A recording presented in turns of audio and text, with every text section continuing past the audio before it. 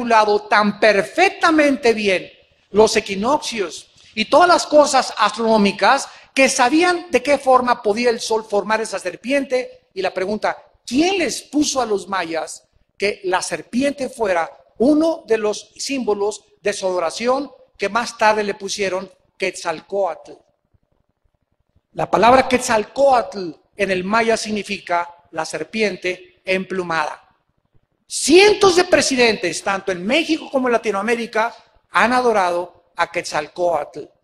Y actualmente miles de personas en el mundo continúan adorando a la serpiente emplumada. Es asombroso que esta pirámide, no solamente de Quetzalcóatl, la serpiente emplumada, tenga 91 escalones del norte, tiene 91 escalones en el lado sur, tiene 91 escalones en el lado oeste y 91 escalones en el lado oeste.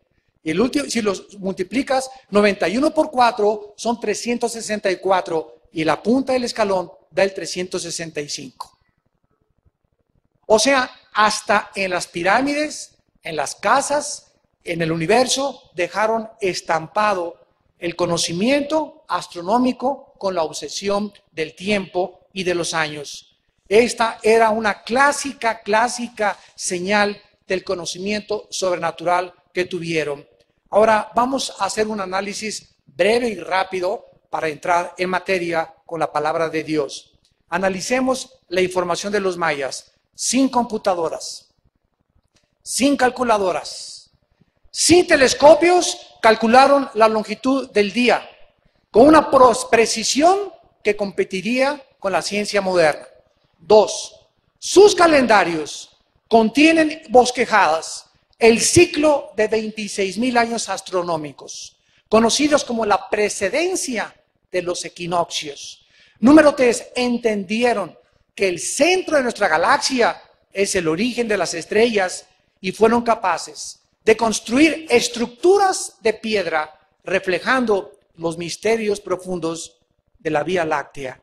Y en último lugar, calcularon el mes lunar y el año solar con mucho más exactitud que si alguien hubiera tenido una calculadora y una computadora como se inventaron 4,000 años después en el siglo XX. ¿De dónde aprendieron entonces este conocimiento? Bueno, si no tuviéramos la Biblia, estaríamos, ¿verdad?, como la gente del mundo, consultando a los horóscopos, a los brujos, a los gurúes, yendo a Catemaco, Veracruz, a que te echen ahí una limpia y te saquen ahí el chamuco que traes, o que vayas a Catemaco, o que vayas a Tepoztlán también ahí a las pirámides y que vayas también ahí con los brujos, o consultarlo, repito, con viajes de drogas, etcétera, etcétera. Pero sin embargo, paralelamente a este conocimiento avanzadísimo de los mayas, ellos con un grande conocimiento científico, eran grandes científicos, pero era una cultura moralmente depravada y sangrienta. Vamos poco a poco. Al mismo tiempo que tenían grandes conocimientos, la cultura maya practicaba el sacrificio de los seres humanos a sus dioses. Y es interesante que Cristo nos dijera en Daniel 12:4, en el Antiguo Testamento, que antes de que Él regresara, el conocimiento iba a aumentar.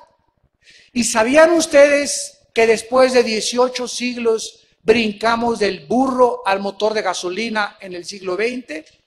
En el siglo XX comenzó el motor de gasolina, la primera intentativa de volar. Alejandro Fleming descubrió la penicilina.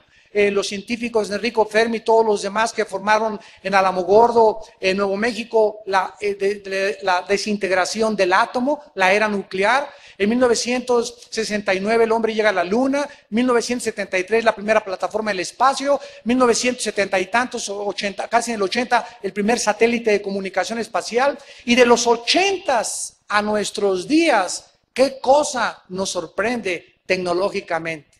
iPhone, chips, cibernético, ya no hay nada que nos pueda sorprender. La evolución del conocimiento, de acuerdo a la Biblia, surgiría en los últimos tiempos, Pero vamos a comparar la época de los mayas con nuestros días. La época de los mayas, hace 4000 años, fue una época de cultura avanzadísima, sobrenatural, pero moralmente totalmente depravados. Y el siglo XX es el siglo donde más avances tecnológicos, donde más descubrimientos científicos en toda la historia de la humanidad se han alcanzado. Y al mismo tiempo que ha sido el tiempo y el siglo donde más la humanidad avanzó, es el siglo donde más sangre se derramó. 2 guerras mundiales, 382 revoluciones y golpes de Estado, con más de 135 millones de personas muertas por las guerras, las revoluciones en el siglo XX. Y además, el siglo XX, con sus grandes descubrimientos científicos, es el siglo donde más ateos surgieron en la historia de la humanidad. Antes del siglo XX, Blaise Pascal, cristiano; Isaac Newton, cristiano; Louis Pasteur, cristiano. Y estos grandes científicos, astrónomos, físicos, matemáticos y médicos se jactaban y se enorgullecían de leer la Biblia, de tener a Cristo como su Señor y Salvador. E Isaac Newton escribió casi 25 libros basados en el Apocalipsis, hablando de su fe en Jesucristo. Pero ¿qué pasó en el siglo XX? Profesando ser sabios, se hicieron necios, se envanecieron en sus razonamientos, su necio corazón fue entenebrecido, y en el siglo XX surgieron 4 hombres que han dejado su semilla en las universidades y en la cultura del siglo XXI. El primero fue Charles Darwin, ateo; Sigmund Freud, ateo; Carlos Marx, ateo; Friedrich Nietzsche, el que ilustró y pudo influir en Hitler para que matara más de 6 millones de judíos, era también ateo.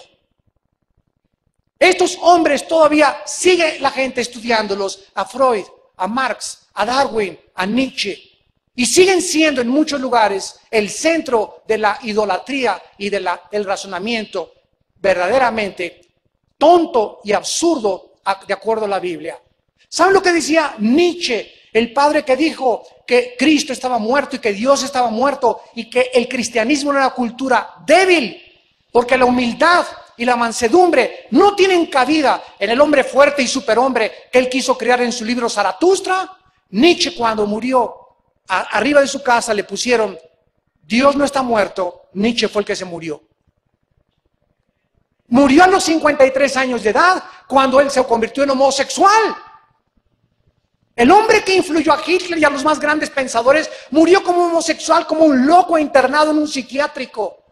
Sigmund Freud a las 2 de la mañana sudaba y tenía alucinaciones, y él, que quería traer el problema de la conducta a través de la psique humana, se equivocó rotundamente, porque el problema no es mental, es espiritual, de acuerdo a la Biblia del ser humano. Carlos Darwin solamente postuló una teoría en la que él mismo ni siquiera creía, y Carlos Marx se equivocó al desconocer la naturaleza del ser humano, porque aunque el ser humano, dice la Biblia, que tú lo pongas a un pobre en el lado